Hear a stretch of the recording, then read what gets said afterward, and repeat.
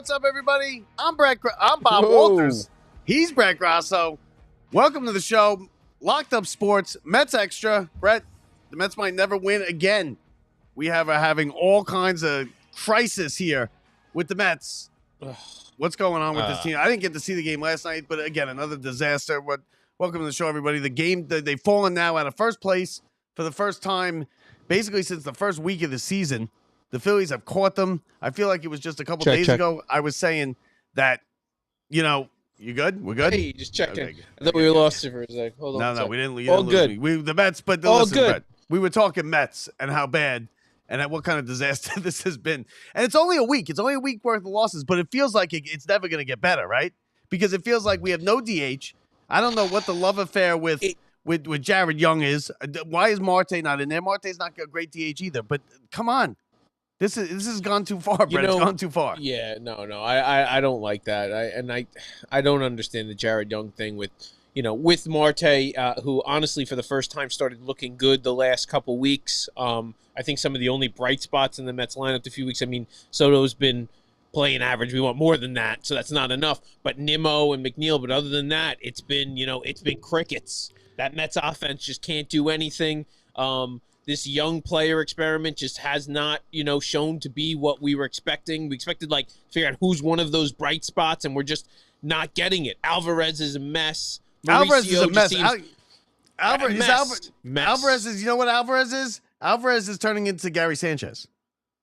Right? Yeah. He was so good his first year. We penciled him in for 25 home runs. We thought it'd be great, easy. Vientos was a star during the regular season who got better in the postseason, and now he's giving us nothing. Mets are getting let's nothing. Let's see what Vientos is. I think this Kim coming back, this is a new, reset for him. And not to mention that I think he was probably a little worried that Mauricio was about to take that position and never let it up, and now we've seen that it's open for him. Vientos can come and make a comeback, and he can hit, and we know he can hit, Bob. We've seen him hit in the clutch. But we've seen Alvarez hit 25 home runs too. We have, but I don't know. I feel like Alvarez just gets injured back there and is so focused on whatever it is. I don't know. He's gone. He's lost hitting. I don't think there's a chance of getting him back hitting this year. I think there's a AAA stint coming in his future. I don't know. It's tough to have him and there. Beatty, who I thought, you just think of it, like Beatty, it seemed like he was doing well a couple weeks ago. He's 6 for 48 in June, Brett. 6 for 48. We're hitting. Our catching position is hitting on the interstate. He's gone too. The DH is hitting on the interstate. Our third base position, which we thought was a logjam with just superstars a week ago, can't buy a hit. They can't get a hit with runners in scoring position. Yesterday, they had this game. They had a chance in the first inning. They got to Wheeler, loaded the bases, 1 out. And what happens? McNeil comes up, bounces into a double play. And right there, the game's over. The game's over right there. And the pitching, which was just lights out for the first 2 months, is now Reed Garrett coming in and giving up 6 runs every time. Oh, he won't put in another one. Gone. He won't put in Alvarez. Alvarez had 2 days off. He won't play Alvarez. I think Mendoza's having issues here too. Do you know where this team, man, when you go and it's the first inning and you have the bases loaded and 1 out versus Zach Wheeler and you have your big boys still up, this is the time where you're not going to get another opportunity. Once you don't get that and you leave that inning at 0-0, the odds of you winning that game are so low. Zach Wheeler, I mean, the Mets got lucky. The Mets had it where they're up 2-0. They pull Zach Wheeler. He pitches an absolute gem. And then they bring in, former Met Taijuan Walker. And 2 pitches later, it's a tie ball game. And the Mets have life. And you know what? And then the very next inning is 6th spot for the Phillies. Yes, terrible. And let me tell you, Reed Garrett looks awful. Who was it? Matt Garza? Yeah, listen, everybody out of the bullpen is terrible lately. Matt Garza, yeah. And the starting pitching hasn't been great either. We got Griffin Canning going tonight. I think we were at his last start. Maybe not. Might have been in Atlanta. But he's been terrible. He had a good first 6 starts. Yeah. And then now he's been terrible. He's now going back to, now we're seeing the pitcher who had the worst ERA in the league last year that nobody wanted to sign, that we thought we got a diamond in the rough because You know what this is turning into? And I hate to say it, and I know it's definitely like just over panicking at this point, which we're all doing as Mets fans. It's turning into the opposite of 2024, right? They started out terrible. They came out to shoot this year, best record in baseball. Oh, no. And now it's just collapsing in on itself. This is a very different situation than they normally are in. Like, the Mets team is always the underdog, and then something becomes of, even with the good teams they've had, it wasn't like it had been done. This is the first time where the expectations are high. You came out now winning. You've shown that it's possible. But the truth is, we've watched this. Everybody else might look at their record and think, oh my God, like Alonso's going on a tear. And, Lindor early in the season was going on a tear. Let me tell you, there wasn't much else going on in that Mets offense. These were a bunch of 3-2 ball games that the Mets were winning. I think Alonso carried this team a lot more than we thought. And we knew that pitching wasn't going to hold up, even if it was Minaya or Montas in there or any of that. Pitching like that, you can give up maybe a couple games, but they're not giving up 1 and 2 runs for the rest of the season when you start playing teams like the Braves, of course, who were turning back into the Braves out of nowhere. They were terrible, and now they're going to start being good now that the Mets played them. But because the Mets gave them life, Brett. They had him down. They could have stepped on their neck and put him out. And now the Braves are sitting there going, you know what? We got them 4 next week. Braves are coming to Citi Field for 4 next week. We could catch them. We could catch them by the All-Star break, the Braves are saying. This is a team that was 13 games behind the Mets, and the Mets went in there and got their ass kicked by a team 13 games behind them. And that's just, that can't happen. That can't happen. And I think it was a bit of a mirage because the pitching was never as good as it was.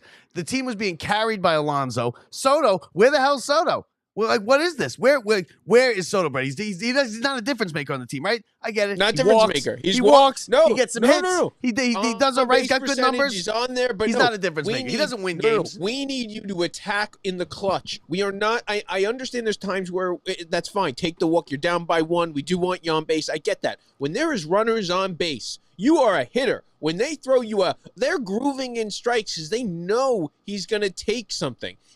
Listen, they're even giving him one last night where he got an extra strike where he should have struck out because he swung and it was clearly not a check swing. Listen, he's got a good eye. I'm going to say he can take but it wasn't pitches. He doesn't even have, his eye is like not quite there this year, and umpires are being a little bit tighter, so he needs to be a little bit more aggressive. You can't just wait back, and I get it. I don't care what.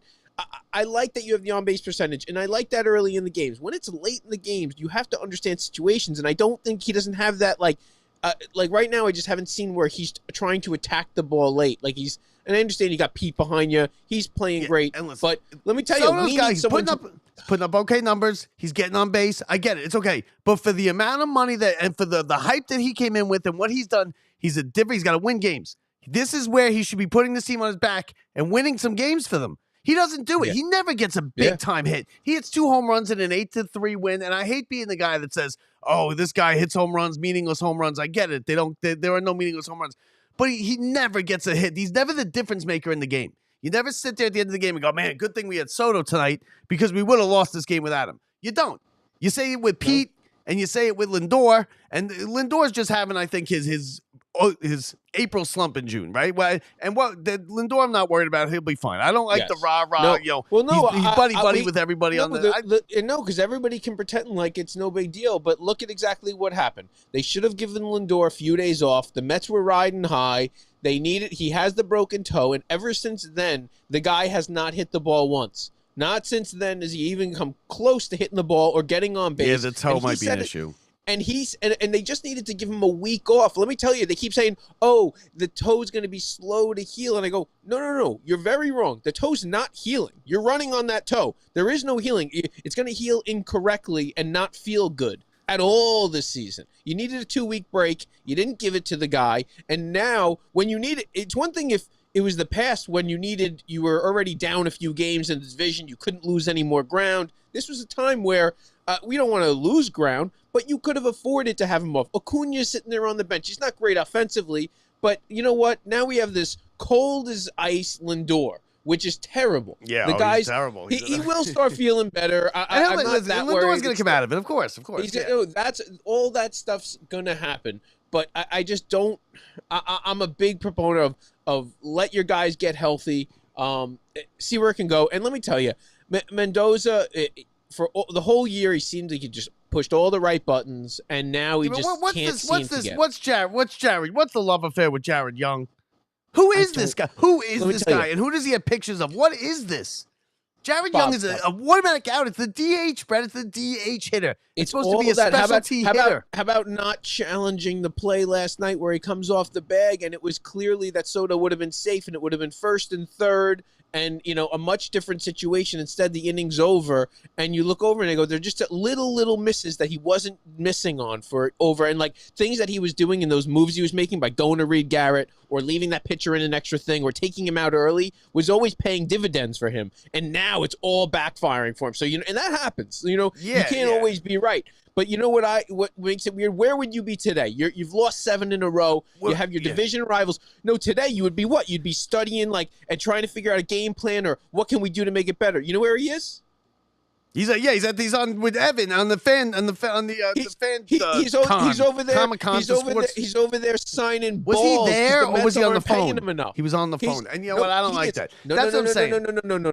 Mendoza for $55 a pop is signing balls. Come on. Because he can't afford it on a game day. On a game day. I hate that. Number one, he is signing balls for and so are the other Mets. And let me tell you, Cohen, you're not paying your guys enough where they got to sign balls on a game day in the middle of a 7-game losing streak? I think it's an MLB deal with this fanatics thing. But either way, I don't like that at all. You signed it in their contract where you don't. Let me tell you, it should be you should sign a contract where no. You don't sign balls on game day. We gave you $750 million, Soto. You're not going. I'm sorry, Mendoza. We gave you $10 million. We're going to give you probably a $30 million extension one day, whatever it's going to be. You know what? You sign balls for us. We got you. Go get in the film room. Well, here's the deal. Listen, I like that Mendoza, and it's probably, it's probably good. He's a steady hand. He doesn't panic or anything. But at this point, signing autographs. Listen, it's 8 in a row.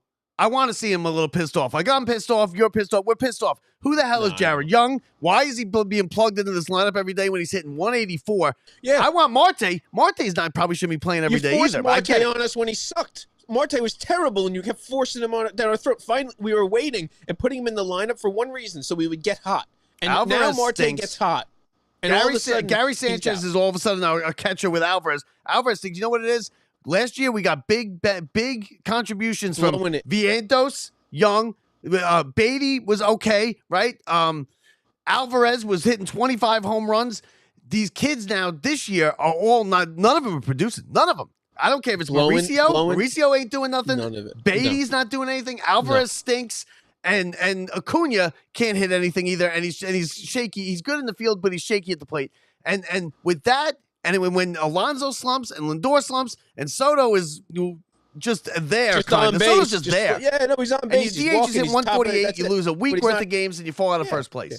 He is. Listen, I will say he is. The last couple of weeks, the guy is getting on base. He's hitting the ball a little bit. We want to see that power. We want to see that opposite field in the gaps, that late in the game important stuff. We're just not getting it from him. And I think it's coming. I think this is an anomaly slump for the Mets. But let me tell you, if you lose this game tonight and you go into Sunday Night Baseball and you get swept by the Phillies after getting swept by the Rockies and the Braves and then the Phillies and the Rays, then you go and have Atlanta and the Rays. I know, and the Rays, and you come back in and you have Atlanta all of a sudden, and if you lose a couple of those games to Atlanta, you have a 3-team race now. That's the worst thing in the world. You need a 2-team race at the end of the season. If it's a 3-team race and you have 3 good teams, which nothing we can stop Atlanta from being good. You know what I mean? Regardless of whether we lose or win to them, they're going to be good or not be good on their own.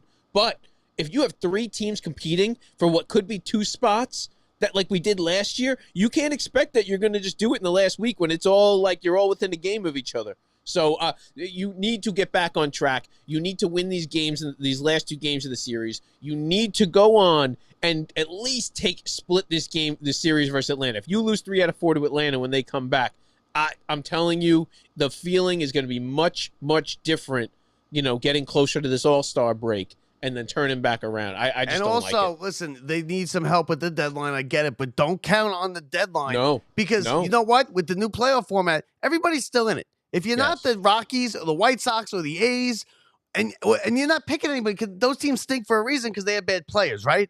So don't count on, we'll just wait for the deadline and we'll make a move here or there. You might be able to get one guy at the deadline. You're not getting like two or three guy difference makers at the deadline because everybody's still in it.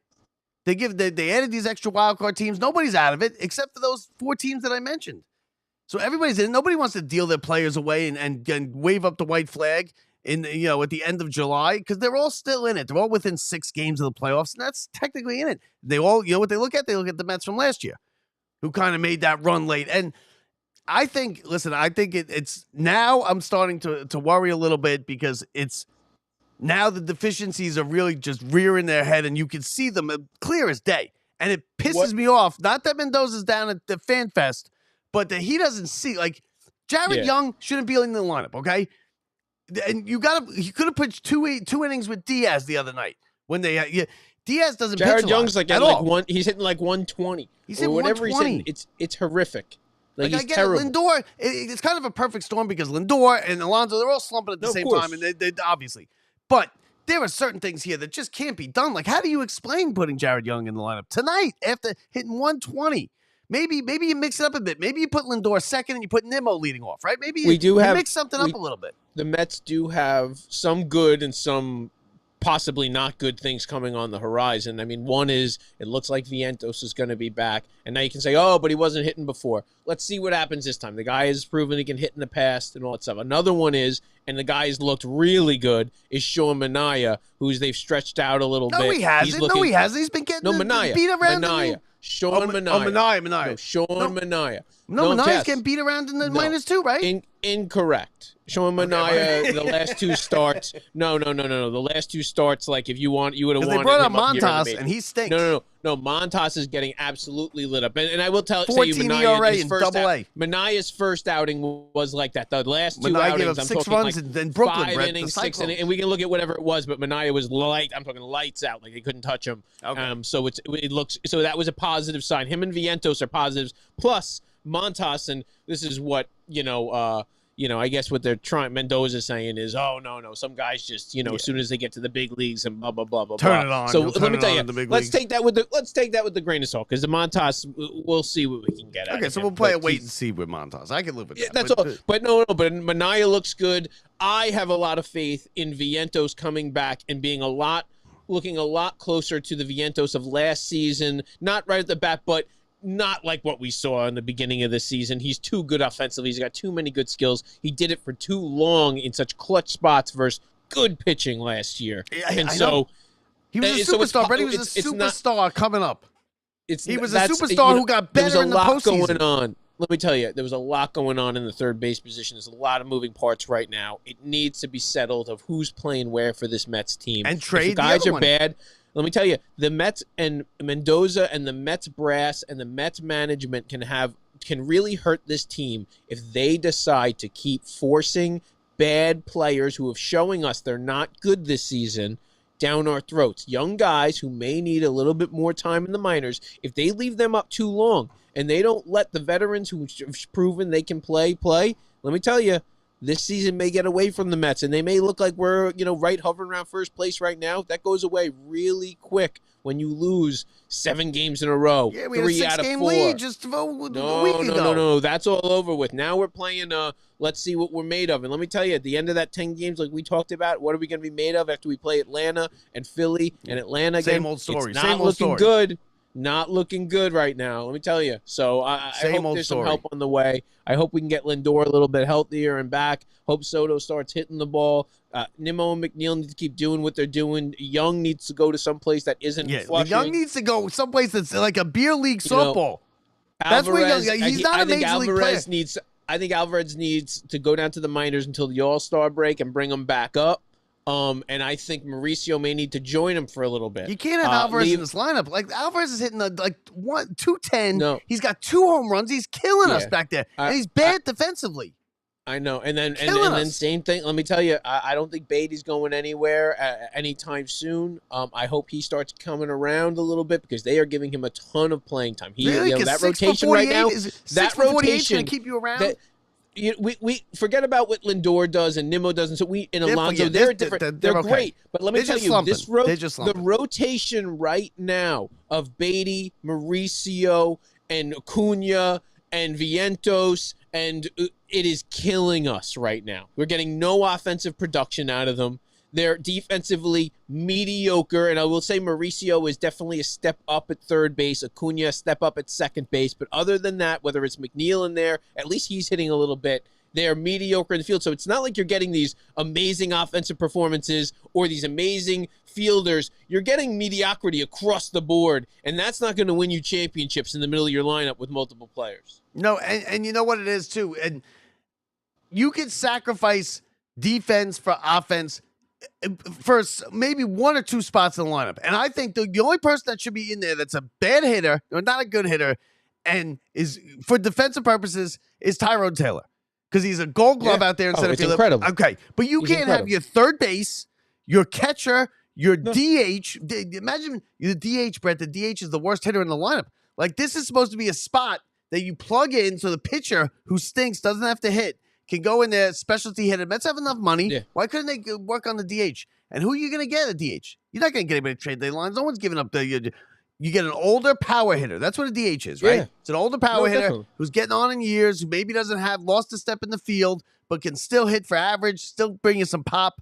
And they got Jared Young. Well, right, and the Mets tried to do that last year, and last year they did that with J.D. Martinez. And yeah, they did it with Cano back when they first started. His season didn't go well, but there was points where he was very important, and he had a couple clutch ones, and you look back and you're like, all right, he was kind of a dead weight in that spot. Marte can suffice. Marte will, he can be a placeholder there. But that's what I'm saying. But out of nowhere, Marte's playing the best baseball of his whole season, I don't and think they he start can play pulling every day. him back. They're saying he can't with his knees. His knees are giving out. But at a DH, he can't play every day. I'm with you. You know what it was? It wasn't that. What was holding him back with the spot wasn't Marte. It was that they were putting then Mauricio in that DH spot, or then they were putting Beatty in that DH spot because they were trying to keep these same guys to say, hey, look, let's see which guy catches on. We know what Marte is, but Marte started playing well, and so they don't want Marte. You're right, isn't going to play the field every day. But honestly, when he's played outfield, he's pretty good. So I hear you, but he's actually pretty good out there. So I think that I don't know what to do. They don't know who plays what at this point. No, is McNeil an infielder or an outfielder? McNeil's playing center field tonight. Is Marte a fielder or a DH? Who's your third baseman? Who's your short? Is Beatty a second baseman, a third baseman? Is Alvarez a Major League Baseball player? Like, we don't even know. Like, there's so many more questions than answers on this team. What would a baseball season be without a June slump from the Mets, where they go from the best team in baseball? We were coasting to the playoffs, and now we're sitting here yelling. If we look back at the beginning of this year and said the Mets are in a series with the Phillies, they are tied for first place, and we're crying on air. Just losing our minds on here about it. The only thing, it's just funny. They show so much better. It shows so much better. So much better when the Mets are bad. It's like when your girlfriend and she just or someone just shows you how awesome they are. Now all of a sudden, or your worker, and they show you how good they're capable of being at work. And then all of a sudden, now you expect that out of them, right? The Mets gave us that. They showed us they were like, this is what we do, and we're really great. We can pitch great. We're for the probationary period, and then when they got off probation, they just started banging in and stopped coming to work. Now reality's coming for. Now we see the truth. They got tenure. They got tenure, and now they suck. They're not closing the bathroom door anymore. Oh man! So, but we're gonna get some answers tomorrow. I think what we're gonna do is we're gonna put the episode out Monday morning. We got Eamon McEnany from SNY Sports Desk. You know him. I'm going to put a picture up of him right here just in case you know. He's on SNY every night. He does Sports Desk. He does Baseball Night in New York. He's the host. He's coming on tomorrow, and we're going to drill him about this Mets because you know what? I'm pissed off. Now, the show's a lot better. For us, we benefit from this because our show's a lot better when the Mets are bad. Like, we're complaining. We didn't have anything left to say 2 weeks ago. Well, they're winning, right? What are we going to do? We're going to coast to the playoffs? Not even going to be worth talking about. Yeah, no, honestly, it's not even that it was good or bad or nothing to talk about. It was just getting repetitive to be like, oh, what happened? They win every day. They won everybody down. Max Kranick doesn't give up anything.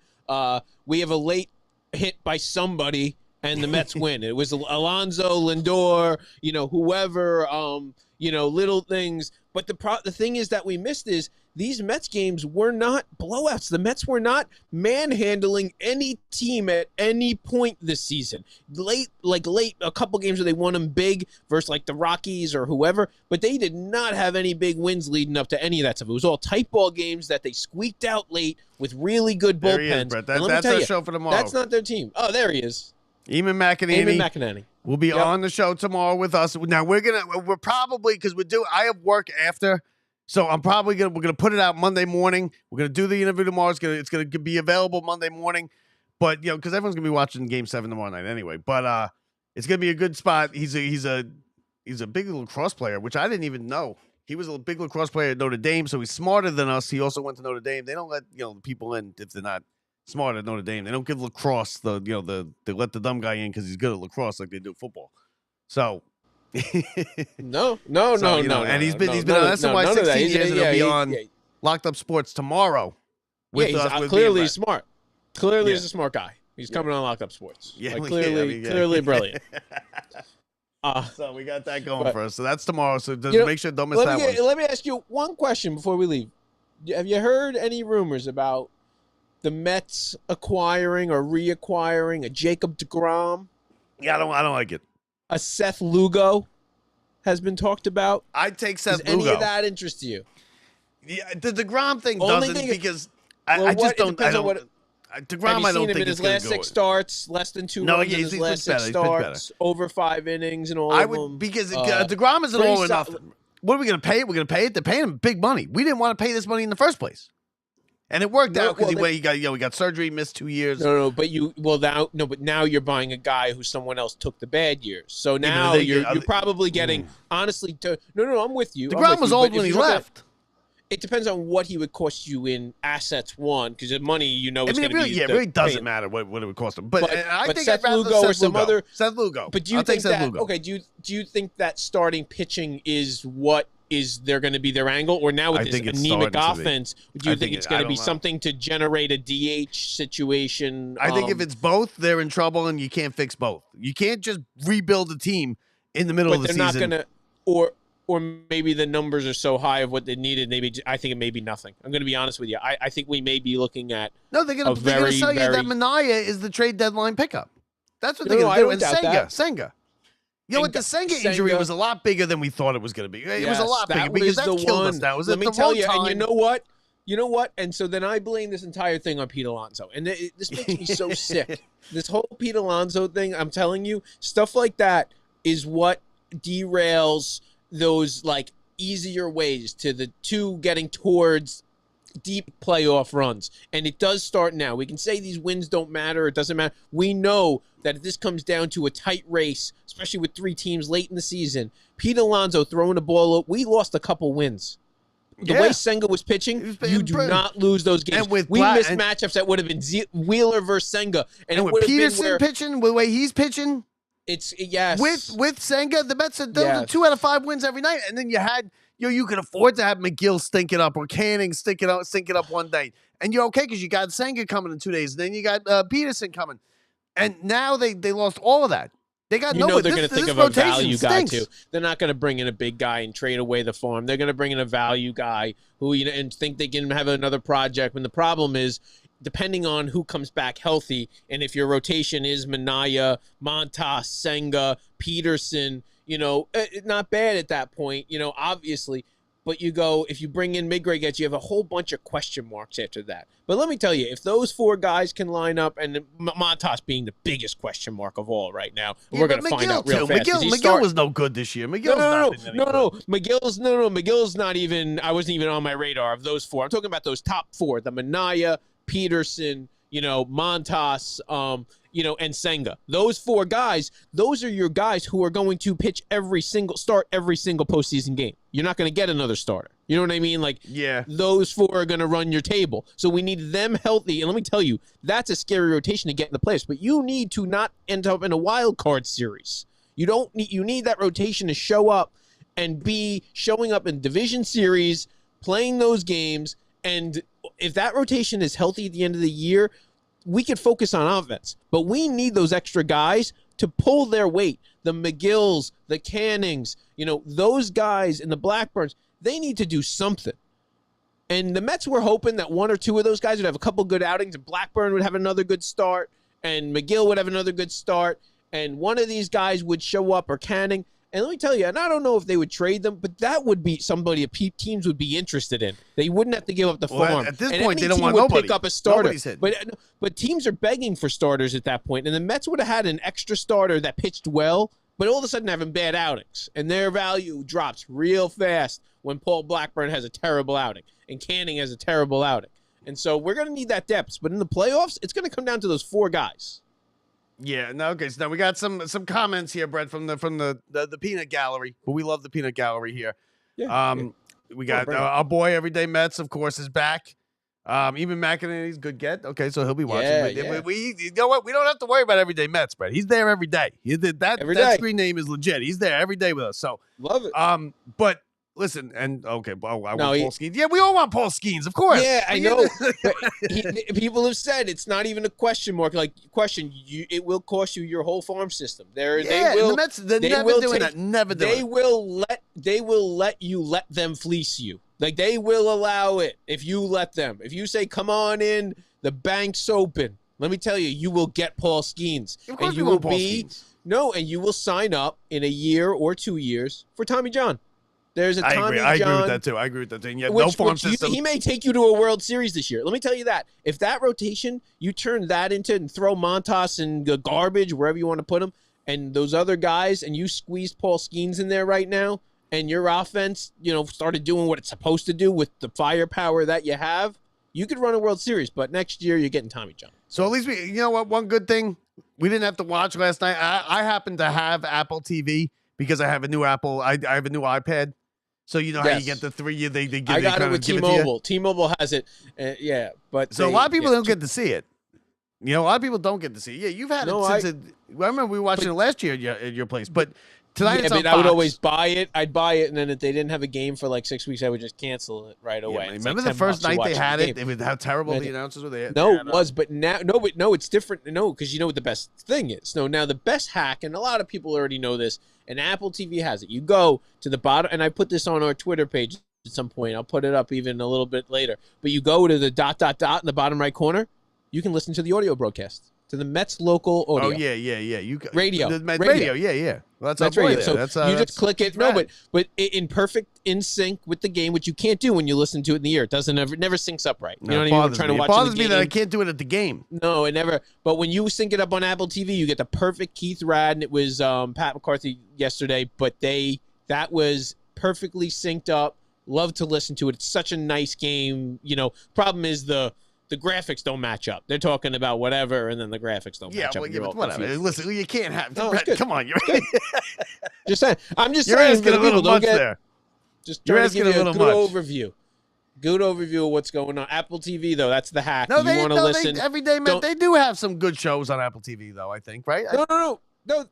No. Besides the sport, there's not much. No. They look good. So now he's not wrong. So with Apple TV, it looks like they're good shows. Like it'll be a good actor, and it'll look like it's a good storyline. You get it, and it's just garbage. So no. It's like they paid like all these people for these crap movies, and so he's exactly right. There's nothing. Now, good. You're right. Netflix but before we go, I wanted to get what you thought about this because I hate this. This is something that bothers the hell out of me. Like this is a once in a lifetime thing. Today, Clark Schmidt, 7 no-hit innings. Yankees are blowing him out, up big, and Girardi pulls him out of the game. It wasn't like Girardi. That's funny. Yeah, that's funny. Santana. It's not a Santana situation. Girardi wasn't Girardi pulling him out of the game. What did I say, Girardi? Yeah, that's fine. Girardi. You really are. Girardi's the broadcaster on Apple TV. That's how you know it's a Mets. You got all Mets stuff everywhere, which call them Girardi. It's so clear. But yeah, and Boone pulls him out. No, I hate that. No, I'm sorry. And everybody lit him up on Twitter like they should have. But the truth is, like, how he does not understand what that means. This game is for the fans. This game is not for like that. Like you get an opportunity like that so rarely in the world at Yankee Stadium on a beautiful day, sold out crowd. Pitchers got it. You have such a lead that it doesn't even matter at this point. This is the moment. How can you ever, as a pitcher, how can you even allow him? I don't know how you allow it. I don't know how you allow it. I'm going out there. But that is shameful. And then they blow it. And then it's a one-hitter. Yeah, but you know what? You better off having the one-hitter. It doesn't even matter. If I'm Clark Schmidt, I'm rooting for a hit.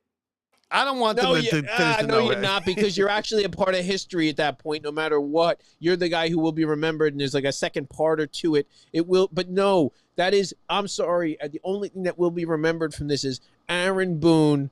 You know, and great, maybe he's saving the guy's arm, and maybe this is what's best for his career. Exactly. You know what's best for 103 his pitches, career? Brett. No, you know 103 pitches is not saving his arm. There is nothing better for a pitcher's career than being a guy who throws a no-hitter at Yankee Stadium. You are an instant legend. You can come back whenever you want. You can get free drinks in New York for life. He doesn't understand what he just missed out on. I don't think it's that big. I don't think people care as much anymore, because it never. I mean.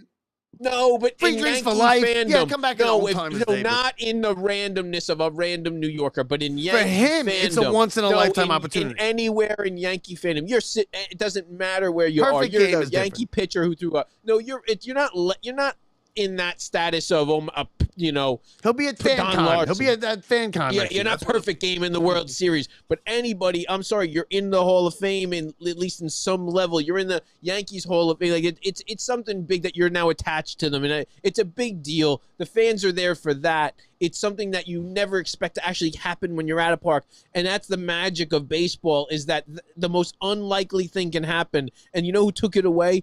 Aaron Boone, Joe the Girardi. guy who actually had one of those legendary moments, and Yeah. should know how important that is.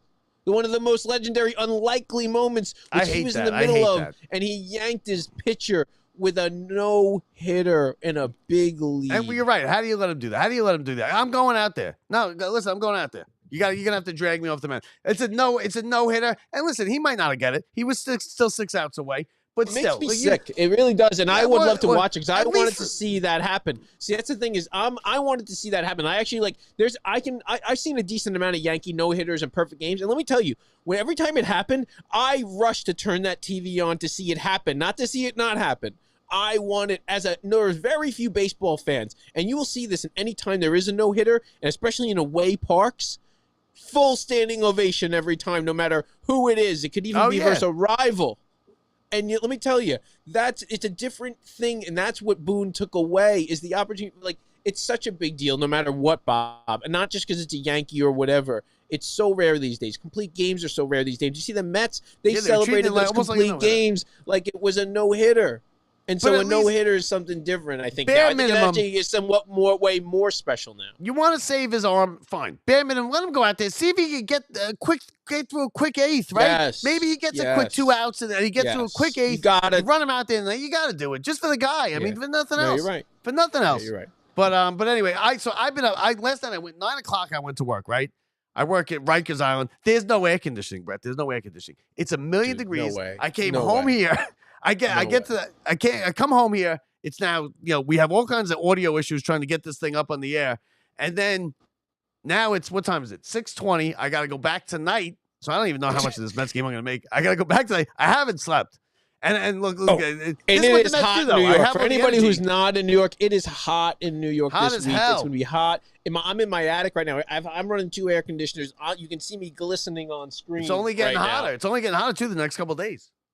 Oh, yeah. No, next week for that Braves series, we're going to be cooking out there in Citi Field. Oh, I can't wait. No, because we got to go. Yeah, we got to go to those games. No, this is the thing you know what? We talked a lot of down about the Mets.